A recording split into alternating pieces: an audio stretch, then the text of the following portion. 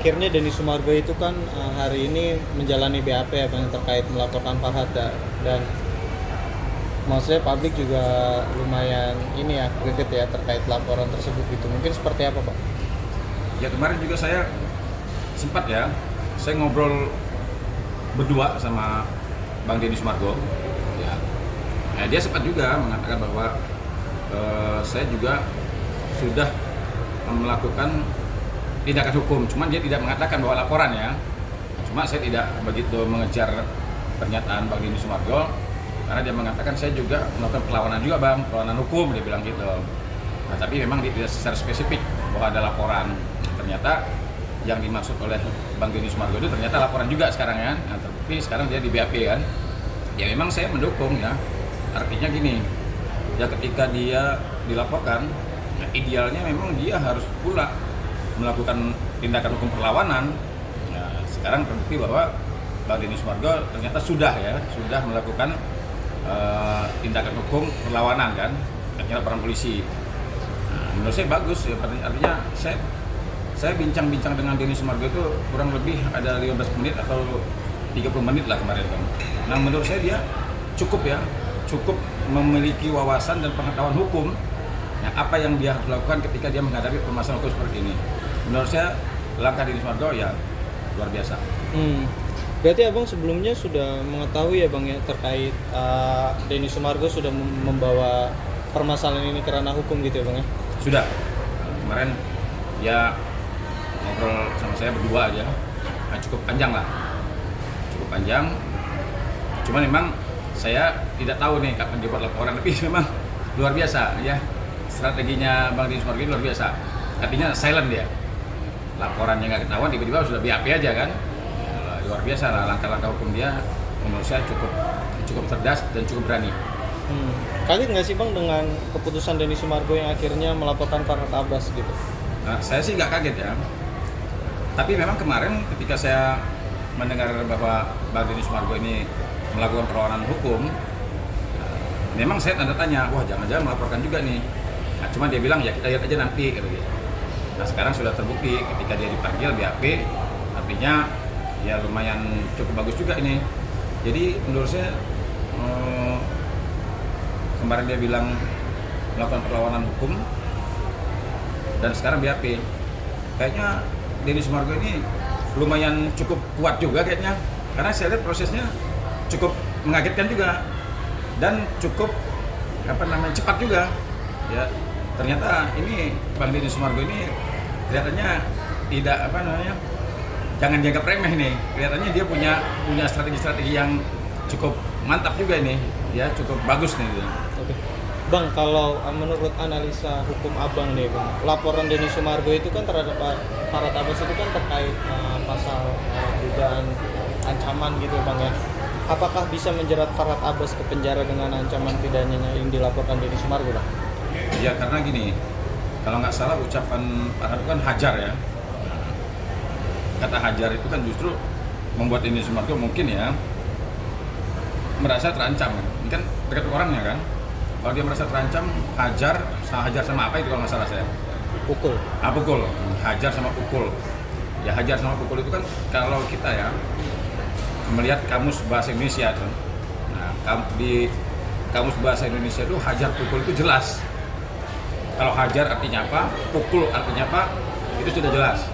Nah justru kalau seandainya 3 huruf yang disebutkan Denny Sumargo, kalau dibawa ke bahasa hukum ya, kamus bahasa Indonesia, ini tidak ada artinya.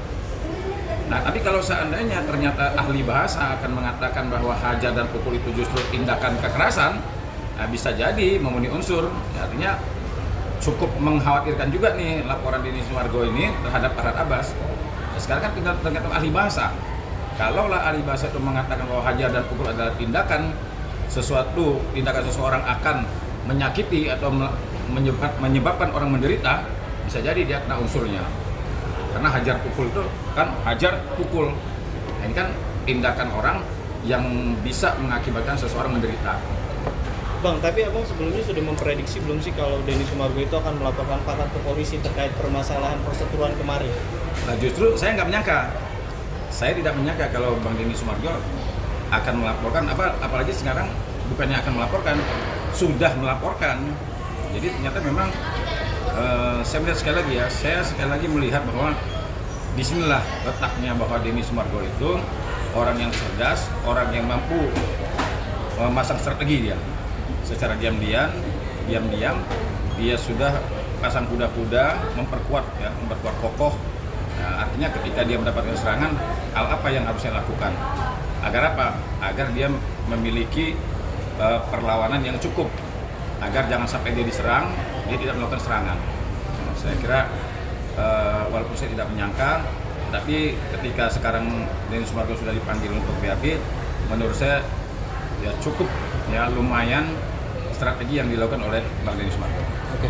Bang Farhat juga tadi menyebutkan bahwa beliau itu tidak gentar ya Bang dengan laporan Denny Sumargo dan siap menghadapi laporan polisi ke laporan Denny Sumargo gitu. Ya, boleh-boleh aja Farhat. Apa namanya gini, Farhat ini ya, kalau saya menilai ya, kelihatannya nih, ini penilaian saya, analisa saya, kelihatannya Farhat Abbas juga tidak cukup juga memiliki pengetahuan ya terkait dia menganalisa apakah perkara ini cukup mengkhawatirkan ataukah tidak mengkhawatirkan. Kenapa saya bisa menilai seperti itu? Karena dulu Farhat Abbas juga sempat kan tersandung juga permasalahan hukum, bahkan sampai pengadilan. Nah, harusnya idealnya dia seorang advokat mampu menganalisa ketika dia menyebutkan kalimat-kalimat atau menuliskan kalimat-kalimat, seharusnya dia tidak mungkin dong sampai menjadi tersangka atau bagi sampai dia di persidangan kan. Artinya kalau dia sudah sampai persidangan, artinya sudah melewati tersangka sudah dan menjadi terdakwa dong. Nah, artinya kalau seandainya dia memiliki kemampuan menganalisa apakah ini masuk pidana atau tidak, seharusnya dia tidak mungkin sampai dia berada di pengadilan. Nah, artinya saya justru mengkhawatirkan, meragukan analisa dari dia untuk mengatakan tidak perlu khawatir terhadap laporannya Denny Sumargo. Nah, ingat loh, nanti dia salah lagi menganalisa, justru nanti ini bisa mengantarkan dia ke pengadilan. Melihat kedua belah pihak sudah saling melapor nih Bang, apakah memang dari analisa Abang ini tandanya kedua belah pihak sudah menabur terang-terang gitu Bang, dan tidak ada kata perdamaian? Ya, sekarang gini, kalau saya melihat sih dari Bang Denny Sumargo sebenarnya kan dia melapor balik kan. Nah, laporan ini kan untuk mengkonter. Ya, jadi saya juga kalau saya berada di posisi Bang Denny Sumargo juga saya pasti akan melakukan hal yang sama. Lah justru sebenarnya ini asal muasalnya adalah laporan Farhat Abbas kan. Nah, jadi dia mulai, ya dia juga yang harus mengakhiri kan. Nah, sekarang kalau seandainya dia melaporkan, Bang Denny Sumargo melakukan lagi, ya imbang lah gitu, nggak apa-apa. Memang harus begitu. Ya gendang perang tetap berjalan. Ya mungkin dengan kedua belah pihak sini lapor. Nah ini kan justru ini yang akan nanti ya berpotensi perdamaian. Justru kalau seandainya Bang Denny Sumargo tidak melakukan laporan, ya tidak mungkin ada perdamaian karena tidak ada bergening di situ, tidak ada tawar menawar. Kalau sekarang kan ada tawar menawar. Bang, berawal dari kasus Novi dan juga Agus ya Bang ya. Saat ini kan Bang Farhat juga sudah melaporkan Pablo Benua, Denny Sumargo, melaporkan Novi juga sebagai kuasa hukum Agus, dan juga kemarin juga melaporkan Yolo Ine juga sebagai kuasa hukum Tengku Zanggabela gitu. Berawal dari kasus itu gitu Bang. Mungkin Abang melihatnya seperti apa sih Bang? Kalau saya gini ya, kalau saya kebetulan nih saya kelihatannya kurang mampu otak saya kalau seandainya itu terjadi pada saya. Begitu banyaknya laporan polisi, begitu banyaknya orang-orang yang saya laporkan, kelihatannya otak saya untuk bisa menampung dan menyalurkan laporan-laporan polisi itu ya kelihatannya saya agak berat ya. Tapi kalau seandainya otak Farhat memang mampu ya menampung dan menyalurkan laporan-laporan polisi itu terhadap orang-orang yang dilaporkan sama dia, ya kalau memang dia mampu ya silakan aja. Ya silakan aja dia dengan segala kemampuan yang dia miliki, pengetahuan yang miliki, ya silakan aja dilaporkan. Tapi kalau saya jujur, ya kalau saya pribadi melapor ini lapor, saya otak saya nggak mampu ya untuk menghadapi ya, dan menyalurkan laporan-laporan saya itu ya kalau ibaratnya fokus tertuju konsentrasi dia kepada satu atau dua orang mungkin bisa ya. Tapi ya saya nggak tahu kan, mungkin dia punya apa kelebihan otak yang mampu untuk ini ya, saya nggak tahu juga kan. Kan ada juga orang yang mungkin otaknya cerdas, jenius ya, mungkin dia apa super jenius ya, kan bisa juga kan. Ya. Selanjutnya juga kayak katanya Bang Farad juga mau melaporkan Emma Waroka nih Bang, salah satu public figure yang ikut berkomentar tentang kasus Agus dan juga Novi Bang. Iya, sekali lagi saya katakan ya, kalaulah kita ini ya, sama seperti saya juga, saya juga punya lawan kan, punya lawan juga, yang mungkin saya, kalau seandainya saya ingin melaporkan, bisa aja saya laporkan. Tetapi sekali lagi ya, saya harus bisa memprediksi ya, kemampuan otak saya untuk melaporkan orang, menghadapi orang dan sebagainya itu, belum lagi pekerjaan saya kan, perkara-perkara juga banyak. Nah saya rasa mungkin ya, tadi sekali lagi saya, apalagi sekarang Emma Waroka mau dilaporin lagi, belum lagi UMKM lagi kan, laporan lagi ya. Kalau seandainya dia mampu 10 laporan atau 20 laporan, ya mungkin ya, dugaan saya otaknya Pak Radit cukup besar, ya cukup mampu dia untuk menampung. Ya mungkin nggak masalah kalau dia kira-kira enjoy ya, dia melakukan hal seperti ini, ya mungkin dia memang punya kemampuan untuk itu. Ya menurut saya ya silakan para harus melakukan itu. Yang penting ya mudah-mudahan dia jangan sampai terlalu berat nanti kan. Ya mudah-mudahan lah. Saya doakan supaya dia sehat, dia bisa berpikir jernih dengan lapor-laporan yang banyak ini, tidak mengganggu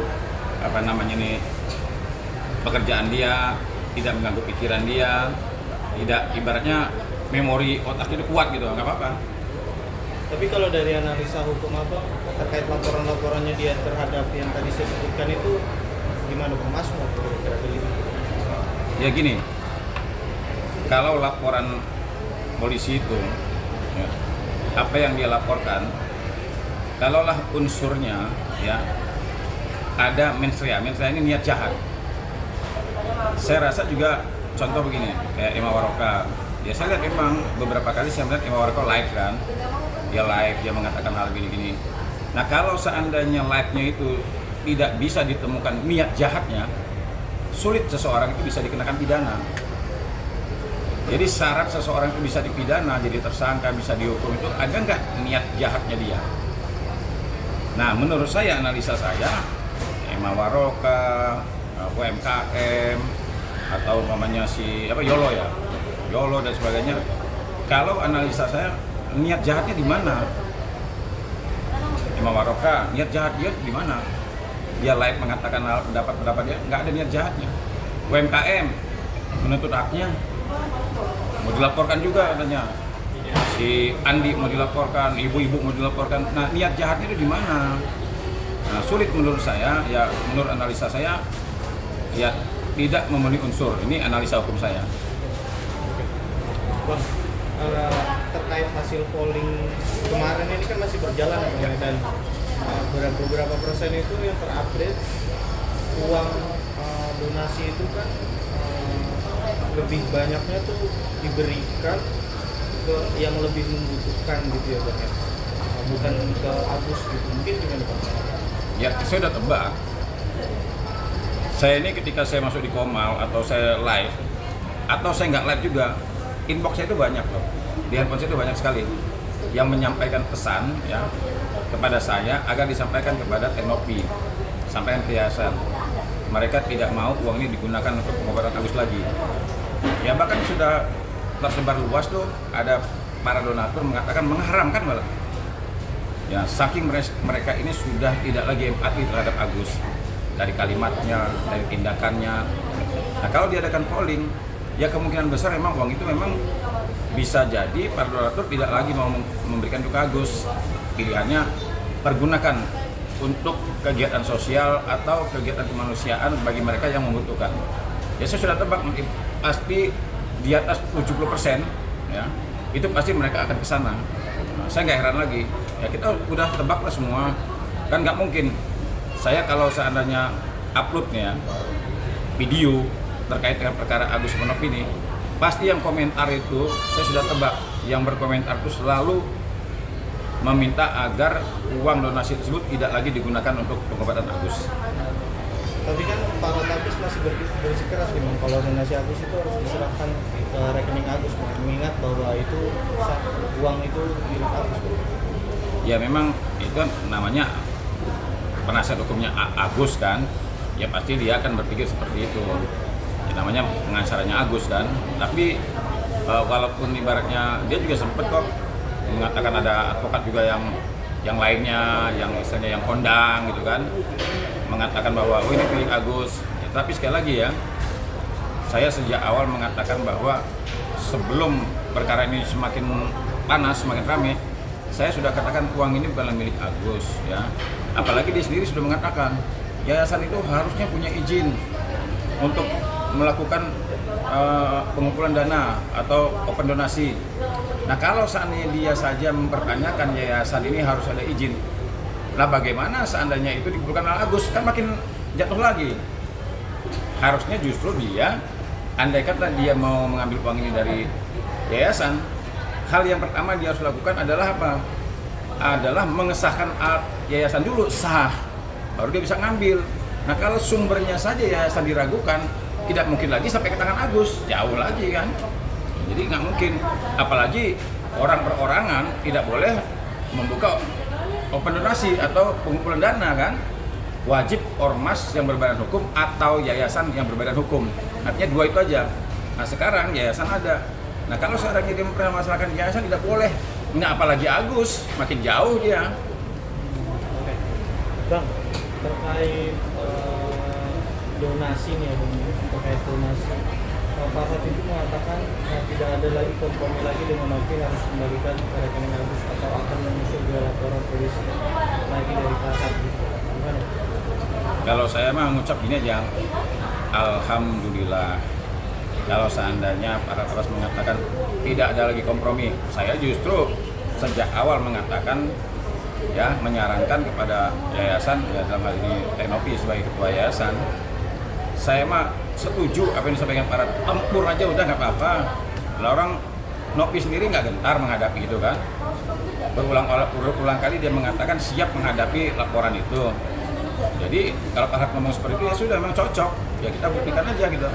Kalau saya sebagai penasihat hukum Novi nggak ada sekecil pun gentar terhadap laporan itu, nggak ada gentar sama sekali terhadap laporan itu. Nah, kita siap hadapi gitu. Jadi kalimat yang disampaikan Pak Farhad itu tidak akan pernah membuat kita gentar sama sekali, nggak ada. Bang, ini juga terbaru Farhad juga akan melaporkan UMKM nih ke polisi karena salah dan amat sudah bikin malu nih. Iya sekarang gini, saya sudah bilang tadi, kalau dia mampu menampung segala persoalan dengan membuat laporan, silakan tampung aja. Ya. Kan sekarang UMKM itu datang ke rumahnya kan pasti ada maksudnya kan. Nah sekarang dia sendiri tidak mau menemui UMKM. Saya ini pernah menerima kuasa loh dari UMKM. Saya juga pernah WA Pak Farhad. Pak Farhad juga pernah telepon saya minta bertemu. Ya emang saya memang benar secara objektif saya harus menilai. Pak Farhad sempat menunjukkan bukti-buktinya memang. Nah ini bukti-buktinya nih, uang ini. Nah saya memang ya ada, istilahnya saya menerima lah alasan dari Pak Farhad. Ya seperti itu. Ya ada juga etikat baik dia menunjukkan bukti ya. Tapi sekarang kan saya sudah bukan lagi pengacara UMKM.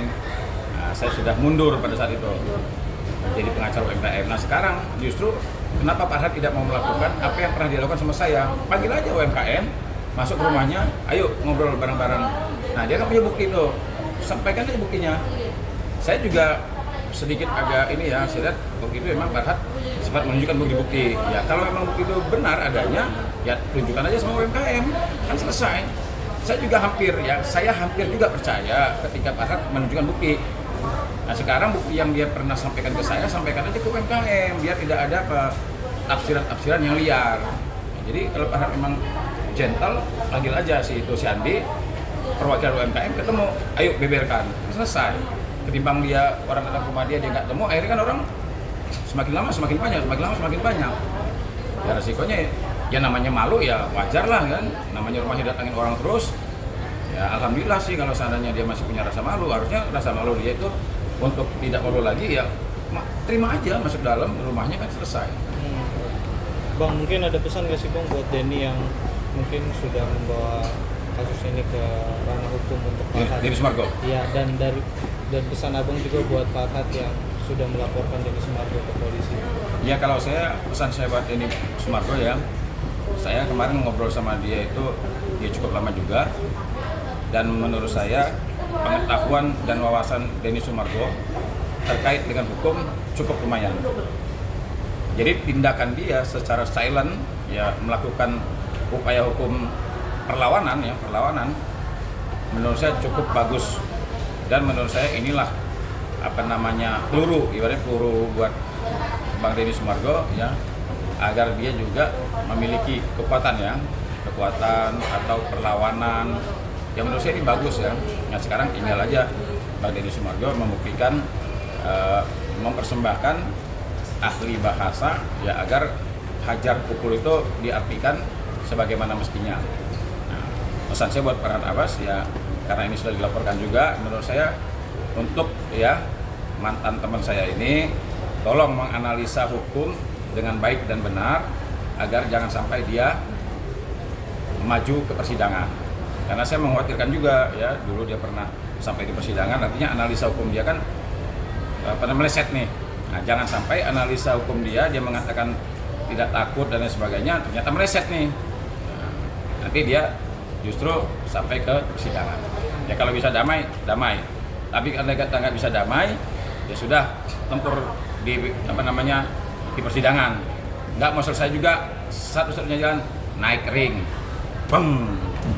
clear, ya kan? Itu saya kemarin saya lihat begitu saya dekat Bang Denny Sumargo kan, saya pikir badan saya lebih besar daripada Denny Sumargo kan. Begitu saya berdiri dekat Denny Sumargo, rupanya badan dia lebih tinggi dari saya nih. Makanya saya pikir, waduh, saya kalau fight sama Denny Sumargo kayaknya saya nggak bakal menang deh.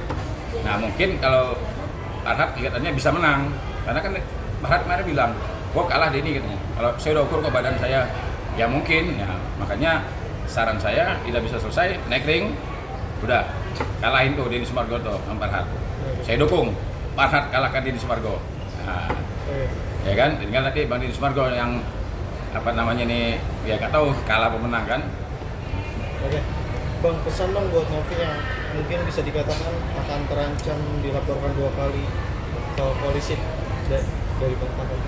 Ya kalau pesan saya kepada Novi ya, karena Novi selaku ketua yayasan sudah menguasai uang donasi tersebut.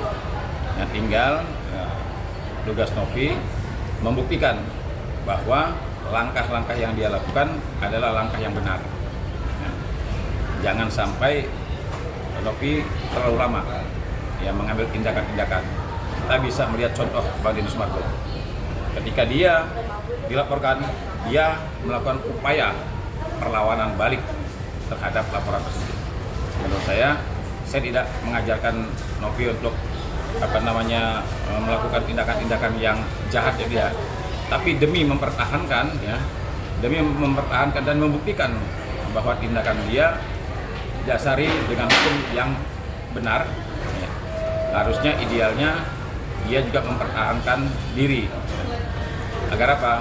Agar masyarakat juga yakin bahwa apa yang dilakukan oleh Novi adalah tindakan yang benar.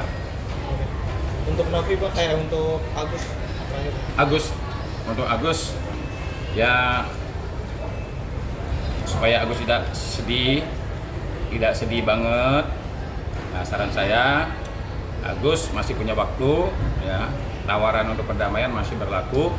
Jangan sampai nanti ya, kalau ini sudah makin kusut dan kesempatan Agus hilang, Agus akan makin sedih banget. Saran saya, mumpung ada peluang, mumpung ada kesempatan, gunakan sebaik-baiknya. Penyesalan selalu datang belakangan. Jangan sampai menyesal. Oke.